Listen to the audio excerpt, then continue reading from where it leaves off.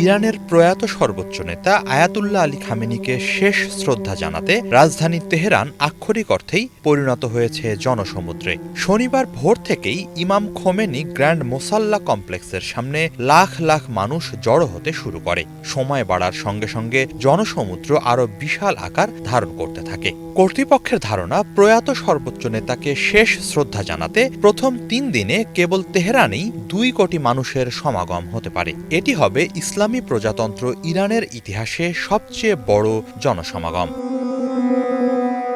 শুক্রবার আনুষ্ঠানিকভাবে শুরু হওয়া রাষ্ট্রীয় শোকানুষ্ঠানের প্রথম দিনটি ছিল বিদেশি রাষ্ট্রপ্রধান, কূটনীতিক, ধর্মীয় নেতা এবং আন্তর্জাতিক প্রতিনিধিদের জন্য নির্ধারিত।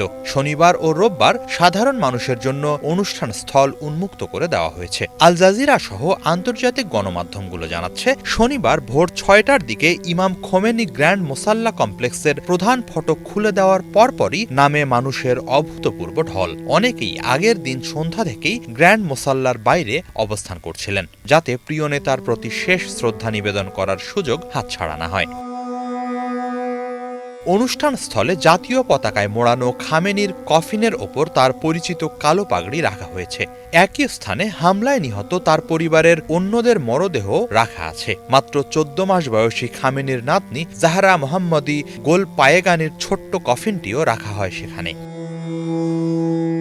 শ্রদ্ধা জানাতে আসা বহু মানুষের হাতে হাতে কালো পতাকা ও লাল ব্যানার, যা শিয়া ঐতিহ্যে আত্মত্যাগ এবং প্রতিশোধের প্রতীক হিসেবে পরিচিত। মার্কিন যুক্তরাষ্ট্রের বিরুদ্ধে ক্ষোভ উগরে দিতে দেখা যায় সমবেত জনতাকে। মাঝে মাঝেই শোনা যাচ্ছে আমেরিকা নিপাত যাক এবং প্রতিশোধ প্রতিশোধ স্লোগান।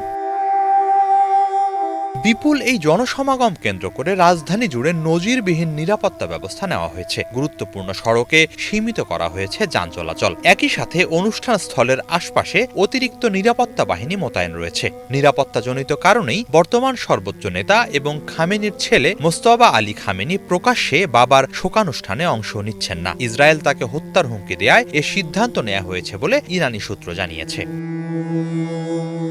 এদিকে খামেনির শেষ বিদায়ের রাষ্ট্রীয় শোকানুষ্ঠানে অংশ নিতে বিশ্বের বিভিন্ন দেশ থেকে উচ্চ পর্যায়ের প্রতিনিধিরা শুক্রবারই তেহরানে পৌঁছান। পাকিস্তানের প্রধানমন্ত্রী শাহবাজ শরীফ, তাজিকিস্তানের প্রেসিডেন্ট ইমামোলি রহমান, আর্মেনিয়ার প্রধানমন্ত্রী নিকোল পাশিনিয়ান, জর্জিয়ার প্রেসিডেন্ট মিখাইল কাভেলাশভিলি, তুরস্কের ভাইস প্রেসিডেন্ট জেভতেদ ইলমাজ এবং রাশিয়ার সাবেক প্রেসিডেন্ট দিমিত্রি মেদভেদেভ সহ বিভিন্ন দেশের প্রতিনিধিরা এদিন তেহরানে জড়ো হন। চীন, ভারত, আফগানিস্তান সহ বিভিন্ন দেশের সরকারি প্রতিনিধি, ফিলিস্তিনের হামাস, লেবাননের হিজবুল্লাহ এবং বিভিন্ন ধর্মীয় ও রাজনৈতিক সংগঠনের প্রতিনিধিরাও উপস্থিত হন। বাংলাদেশের পক্ষ থেকে জাতীয় সংসদের স্পিকার হাফিজ উদ্দিন আহমেদের নেতৃত্বে একটি প্রতিনিধি দলও এদিন খামেনির প্রতি শেষ শ্রদ্ধা জানায়।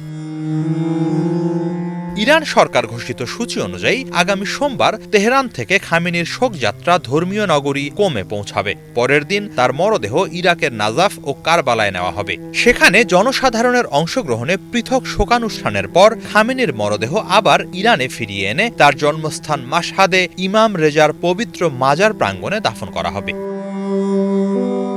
পর্যবেক্ষকদের মতে 1989 সালে ইসলামী বিপ্লবের নেতা আয়াতুল্লাহ রুহুল্লাহ খোমেনির জানাজার পর ইরানে এত বড় পরিসরের শোক সমাবেশ আর দেখা যায়নি। সে সময় প্রায় 1 কোটি মানুষ অংশ নিয়েছিলেন। এবারের জনসমাগম সেই সংখ্যাকেও ছাড়িয়ে যাবে বলে মনে করা হচ্ছে। বিশাল এই আয়োজনের মধ্য দিয়ে কার্যত ইরান, আমেরিকা, ইসরায়েল সহ গোটা বিশ্বকে এই বার্তাই পৌঁছে দিতে চাইছে যে নিজেদের দেশ ও নেতার প্রশ্নে ইরানের মানুষ সব সময় ঐক্যবদ্ধ এবং এই ইরানকে পরাস্ত করা অসম্ভব।